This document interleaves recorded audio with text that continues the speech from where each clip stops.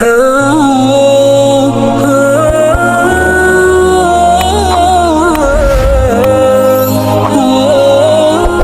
کہ آپ کو پیر مہر علی شاہ صاحب سبحان اللہ جیسے سیدی اعلیٰ حضرت ہے نا، آئے ہائے، پیر مہر علی شاہ صاحب بھی کمال کی شخصیت ہیں. اللہ نے کمال کا عشق رسول عطا فرمایا اور کمال کا علم بھی عطا فرمایا. مگر آپ کا ایک واقعہ سنیے گا آپ. ایک بار ایک پادری آپ کے پاس آیا، عیسائیوں کا پادری تھا، اور وہ کہتا ہے کہ قرآن پاک میں آپ کا دعویٰ یہ ہے کہ تمام چیزوں کا ذکر ہے، ہر بات کی اس کے اندر جو ہے وہ ڈیٹیل موجود ہے. تو امام حسین تو آپ کے نبی کے نواسے ہیں اور اسلام کی خاطر اتنی بڑی قربانی دی، کربلا کے میدان میں سب کچھ لٹا دیا، لیکن ان کا ذکر تو قرآن مجید میں موجود نہیں ہے. پیر مہر علی شاہ صاحب سے وہ کہتے ہیں، پیر مہر علی شاہ صاحب نے اس انگریز کا، اس پادری کا یہ اطمینان کے ساتھ اعتراض سنا، اور آپ نے کہا کہ کیا آپ نے قرآن پورا پڑھا ہے؟ وہ پادری کہتے ہیں ہاں میں نے پورا قرآن پڑھا ہے، اور قرآن میں اپنی جیب میں رکھ کے گھومتا ہوں، جو بکلیٹ تھی قرآن کی وہ ساتھ ہی رکھتا تھا. تو آپ نے فرمایا اچھا ایسا کرو کہ قرآن پڑھو میرے سامنے. تم کہتے ہو ذکر نہیں ہے، میں تمہیں بتاتا ہوں کہاں ذکر ہے. قرآن پڑھو. کہاں سے پڑھوں گا؟ کہیں سے بھی پڑھو، قرآن جدھر سے بھی پڑھنا ہے پڑھو. وہ پادری حیران ہو گیا. اب قرآن اسٹارٹ کرنے سے پہلے اس نے پڑھی بسم اللہ الرحمن الرحیم. پیر مہر علی شاہ صاحب نے کہا بس رک جاؤ، بسم اللہ الرحمن الرحیم پڑھی ہے نا، تو اب غور سے سنو. اور آپ نے فرمایا کہ بسم اللہ شریف کے علم الاعداد کے لحاظ سے 786 اعداد ہیں. آپ بھی جانتے ہوں گے 786 یہ جو ہے نا اعداد بنتے ہیں، یہ ایک پورا علم ہے علم الاعداد کا.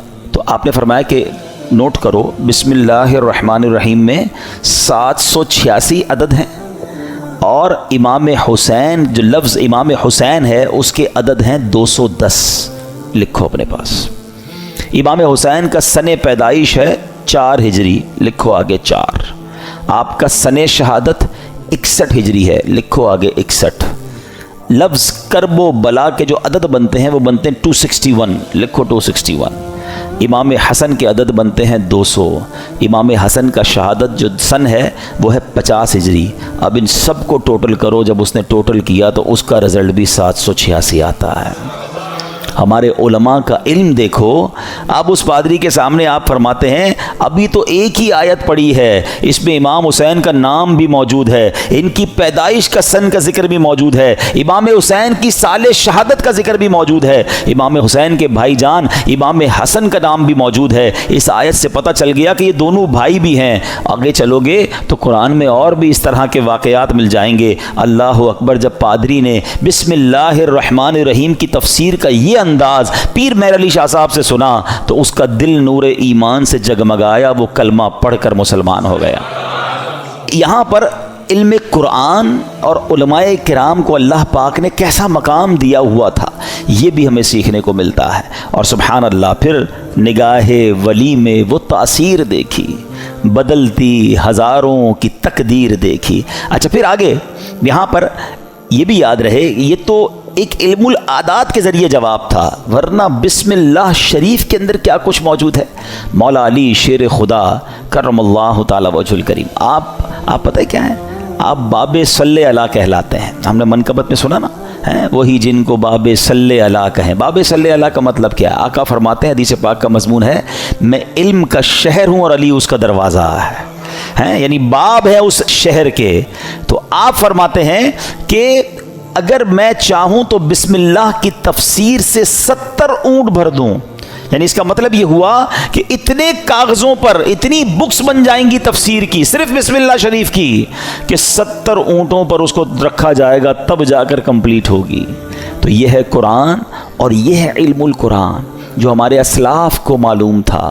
مگر آج ہم قرآن سے بہت دور ہیں، ہم قرآن پڑھتے نہیں ہیں. اچھا یہ تو ایک فی البدی جواب تھا پیر مہر علی شاہ صاحب کا کہ جناب علم الاعداد سے یہ ذکر کیا، مگر قرآن مجید فرقان حمید میں اہل بیت اطہار کا صراحت کے ساتھ اور سبحان اللہ گویا ان کی شان اور ان کی منقبت قرآن بیان کرتا ہے. کتنی خوبصورت ایک آیت ہے قرآن پاک کی، پارہ 22 ہے، سورہ احزاب، آیت نمبر ہے 33. اللہ قرآن میں ارشاد فرماتا ہے انما یرید اللہ لیذھب عنکم الرجس اہل البیت ویطہرکم تطہیرا.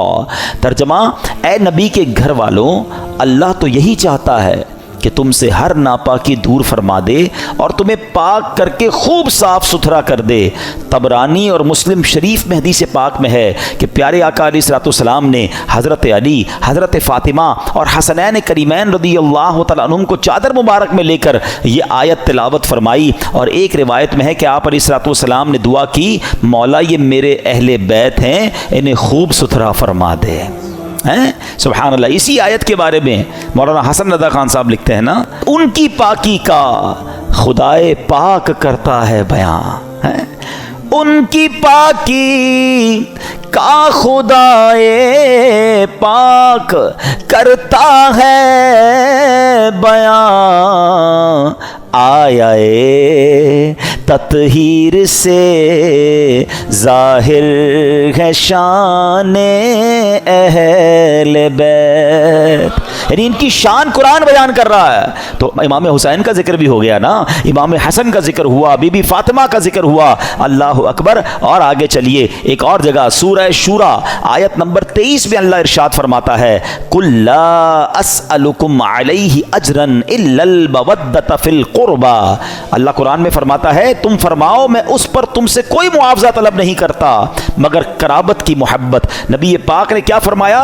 اور کوئی معاوضہ طلب نہیں کر رہا مگر میرے عزیزوں سے محبت کرنا۔ سلطان المفسرین حضرت عبداللہ ابن عباس رضی اللہ تعالیٰ عنہ فرماتے ہیں جب یہ آیت نازل ہوئی صحابہ کرام نے عرض کی، یا رسول اللہ صلی اللہ تعالیٰ علیہ وسلم، آپ کے اہل قرابت جن سے محبت کا اللہ پاک نے حکم دیا ہے یہ کون ہیں؟ فرمایا علی، فاطمہ، سبحان اللہ، اور ان کے دونوں بیٹے یعنی حسنین کریمین رضی اللہ تعالیٰ عنہم۔ ہم کیوں نہ پنجتن پاک سے پیار کریں، ان سے پیار کا، ان سے محبت کا حکم گویا ہمیں قرآن دے رہا ہے۔ اور سبحان اللہ ایک اور آیت میں کس انداز سے ان کا جو ہے وہ شان بیان ہوتی ہے، پارہ نمبر ہے 5 سورہ نساء آیت نمبر 54، اللہ پاک ارشاد فرماتا ہے، ام یحسدون الناس علی ما آتاہم اللہ من فضلہ، ترجمہ بلکہ یہ لوگوں سے اس چیز پر حسد کرتے ہیں جو اللہ نے انہیں اپنے فضل سے عطا فرمائی ہے۔ حضرت امام باقر رضی اللہ تعالیٰ عنہ فرماتے ہیں اس آیت کریمہ میں بیان کیے گئے وہ لوگ جنہیں اللہ پاک نے اپنا فضل عطا کیا اور جن سے کافر و منافق حسد کرتے ہیں، خدا کی قسم یہ ہم اہل بیت ہیں۔ خود امام باقر نے گویا اس کی تفسیر کی کہ جن کے بارے میں یہ ذکر ہو رہا ہے یہ ہم اہل بیت ہیں۔ سبحان اللہ، یہ مقام ہے اہل بیت کا۔ ایک جگہ نبی پاک علیہ الصلوۃ والسلام کیا خوب فرماتے ہیں، حدیث کا مضمون ہے کہ میری اہل بیت میری امت کے لیے کشتی نوح کی مانند ہے، جو اس میں سوار ہو جائے گا وہ پار لگ جائے گا۔ اچھا یہ کس کے لیے کہا؟